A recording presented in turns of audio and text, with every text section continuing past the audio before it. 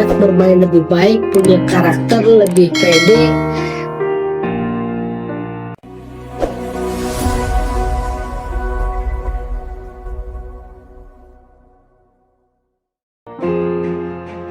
Tiru cara Sintayong, Timnas Malaysia berpotensi gunakan spot muda di Piala AFF 2022.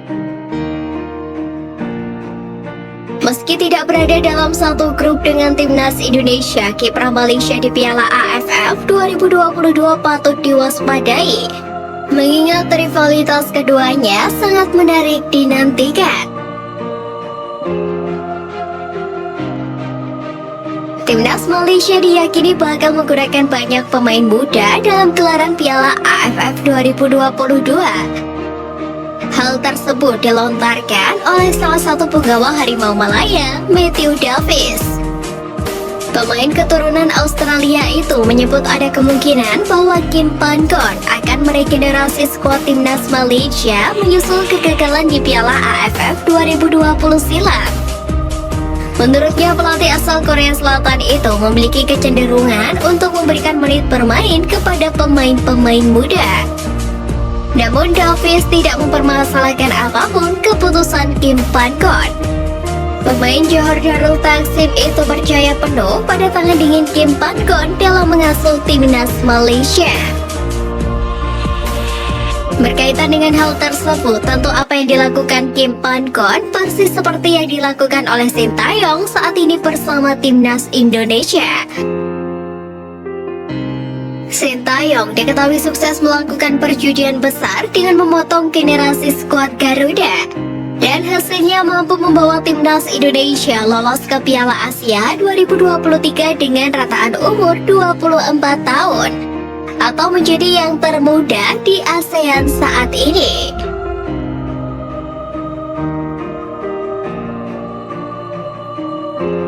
Belum cetak gol di Eropa, Hoki Caraka beri pengakuan jujur.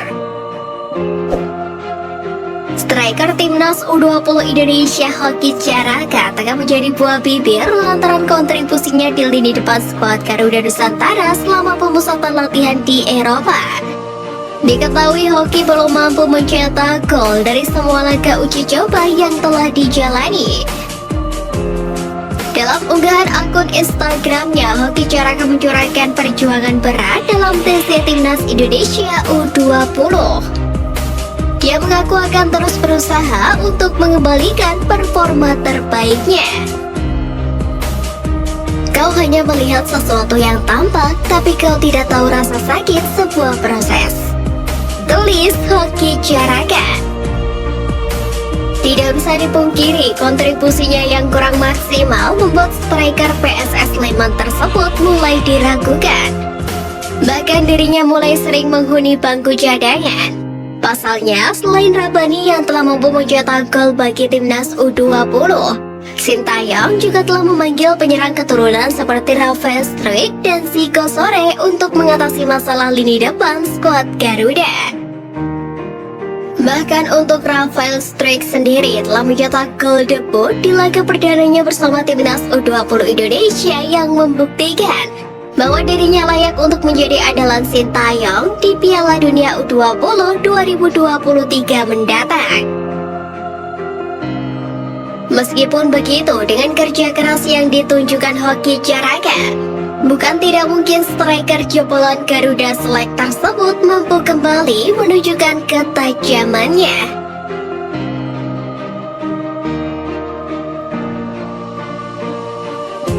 Menilik peluang Indonesia ke Piala Dunia, Bung Towel beri pandangan. Di tengah euforia Piala Dunia 2022 yang tengah berlangsung, potensi Timnas Indonesia untuk bisa tampil di Piala Dunia mendatang turut menyita perhatian pengamat sepak bola Indonesia, yakni Bung Toel. Sebagaimana diketahui, Piala Dunia 2026 akan digelar di Amerika Serikat, Meksiko, dan Kanada. Untuk edisi kali ini, jumlah pesertanya bertambah 16 tim dari 32 menjadi 48 negara peserta. Dengan bertambahnya negara peserta, kuota Asia meningkat dari 4 menjadi 8 tim yang lolos otomatis ke putaran final. Bertambahnya kuota itu tentu memperbesar peluang timnas Indonesia lolos ke Piala Dunia 2026. Namun, Bung Toel mencoba realistis. Dia melihat tim-tim yang berpeluang lolos adalah negara-negara yang sudah berpengalaman tampil di fase akhir kualifikasi Piala Dunia zona Asia. Tim-tim yang hampir lolos ke Piala Dunia edisi-edisi sebelumnya seperti Uni Emirat Arab, Bahrain, Jordania atau Irak, peluangnya juga lebih besar ketimbang timnas Indonesia. Meskipun begitu, Bung Toel memberikan pandangan bahwa tidak menutup kemungkinan timnas Indonesia mencapai level tersebut, terlebih saat ini tengah ditangani oleh pelatih berkelas dunia yakni Sintayong.